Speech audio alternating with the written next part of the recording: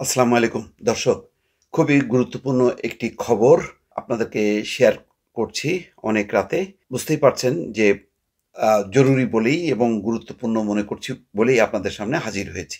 খবরের শিরোনাম বলি, আজকের পত্রিকায় কিছুক্ষণ আগে আ আপ হয়েছে। সেখানে বলা হচ্ছে সেনা প্রধানের সঙ্গে জামাতের নেতাদের বৈঠক। দর্শক বুঝতেই পারছেন যে এটা কোনো স্বাভাবিক ঘটনা না। অস্বাভাবিক পরিস্থিতিতেই এই ধরনের বৈঠক চলে এবং গত কিছুদিন থেকে একটা টালমাটাল অবস্থা ছিল, যার প্রেক্ষিতে রাজনৈতিক দলগুলোর সঙ্গে ডক্টর মোহাম্মদ ইউনূসের বৈঠক হয়েছে। সেই বৈঠক থেকে কি ফয়সালা এসছে সেটা কিন্তু এখনো প্রকাশ হয়নি। কিন্তু বাহ্যিকভাবে যে পরিস্থিতি সেটার কিন্তু খুব একটা উন্নতি হয়নি। সচিবালয় থেকে শুরু করে বিভিন্ন জায়গায় যে আন্দোলন সংগ্রাম চলছে, এমনকি ইশরাক হোসেনকে পর্যন্ত শপথ নেয়নি। তার মানে সরকার তার অবস্থানে হয়তো অটল আছে।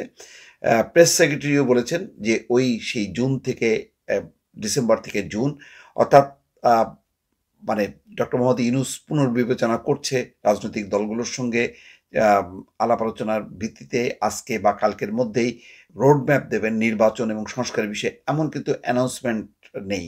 বরং তিনি জাপান সফরে যাচ্ছেন। আ এর ফলে কি হচ্ছে? যেখানে অধিকাংশ রাজনৈতিক দল বলছে যে নির্বাচনের একটা সুনির্দিষ্ট তারিখ হওয়া উচিত। কিন্তু কোনোভাবেই এই অবস্থানে আসতে চাচ্ছেন না ডক্টর মোহাম্মদ ইউনূস। এই প্রেক্ষিতে আজকে সেনা সদরও একটা বিবৃতি দিয়ে বলেছে, সরকারের সাথে কোনো বিরোধ নেই। তবে সার্বভৌমত্ব এবং করিডোর প্রশ্নে কোনো রকম আপোস করা হবে না। অর্থাৎ আ সরকারের সাথে কোনো বিরোধ নেই। সেনাবাহিনী আ তার নিজের অবস্থানে অটল আছে এবং ধারণা দিয়েছে যে করিডোর সম্পর্কে সেনাপ্রধান যেটি বলেছে, অর্থাৎ নির্বাচিত সরকার সেই ব্যাপারে আ ফয়সালা করবে। তার আগে অন্য কোনো সরকার না। সেটা সেই মেসেজটা সেনাপ্রধান আগেই দিয়েছেন।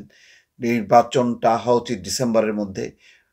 সেটাও তিনি বলেছেন এবং বন্দর, আ চট্টগ্রাম বন্দর বিদেশীদেরকে দেয়া যাবে না, বা এই বিষয়ে সিদ্ধান্তটা নেবে হচ্ছে আ নির্বাচিত সরকার। এইরকম অবস্থা যখন আলোচনা হচ্ছে যে আ সেনাবাহিনীর সঙ্গে বা সেনাপ্রধানের সঙ্গে ডক্টর মোহাম্মদ ইউনূসের কোনো দ্বন্দ্ব সংঘাত হলো কিনা, রাজনৈতিক দলগুলোর সঙ্গে দূরত্ব বাড়ল কিনা। আমির খাসরু মাহমুদ চৌধুরী বলেছেন যে গণতন্ত্রের উত্তরণের বিষয়ে যদি সেনাপ্রধান বক্তব্য রাখেন তাহলে সমস্যা কি?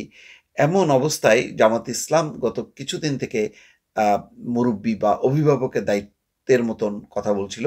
তারা বলছিল যে ফ্যাসিবাদ বিরোধী সমস্ত শক্তিকে ঐক্যবদ্ধ থাকতে হবে, কোনোভাবে ফাটল ধরানো যাবে না এবং তারাও বলছিল যে নির্বাচনে রোড ম্যাপ এবং সংস্কারের রোড ম্যাপ দিতে হবে। এমন একটা অবস্থায় রাতের বেলায় বৈঠক করেছেন জামাতের নেতারা সেনাপ্রধানের সঙ্গে।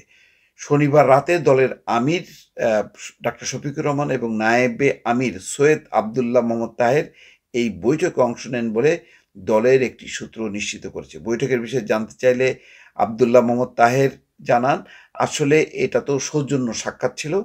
আর সামগ্রিকভাবে বর্তমান পরিস্থিতির ব্যাপারে কিছুটা কথাবার্তা হয়েছে। এই তো। কি বিষয়ে আলোচনা হয়েছে জানতে চাইলে তিনি বলেন, সেনাপ্রধান বা সেনাবাহিনীর কারো সঙ্গে আমাদের ফরমালি কোনো আলোচনা হয়নি। নির্বাচন বা অন্য রাজনৈতিক বিষয়ে আলোচনা হয়েছে কিনা এমন প্রশ্নের জবাবে তাহের বলছেন, যতটুকু বলেছি তাই, এর বেশি কিছু বলতে পারব না। তার মানে এটা বোঝাই যায় যে এটা বডি ল্যাঙ্গুয়েজটা হলো এই, যে অনেক বিষয়ে আলোচনা হয়েছে কিন্তু যেহেতু ইনফরমাল, আনুষ্ঠানিক না এবং এই ব্যাপারে বক্তব্য দিতে গেলে অনেক রকম রাজনৈতিক জটিলতা, প্রশ্ন আসতে পারে, একটা অস্থিরতাও তৈরি হতে পারে সরকারের ভেতরে। সুতরাং এই বিষয়ে তারা আর মুখ খুলছেন না। সম্প্রতি জাতীয় নির্বাচনের রোডম্যাপ প্রশ্নে অস্থির হয়ে ওঠে রাজনৈতিক প্রেক্ষাপট। এরপর প্রধান উপদেষ্টার পদত্যাগের খবর আ খবরে আরো ঘনীভূত হয় পরিস্থিতি। এমন প্রেক্ষাপটে সর্বদলীয় বৈঠকের দাবি করেছিলেন জামাতের আমির শফিকুর রহমান।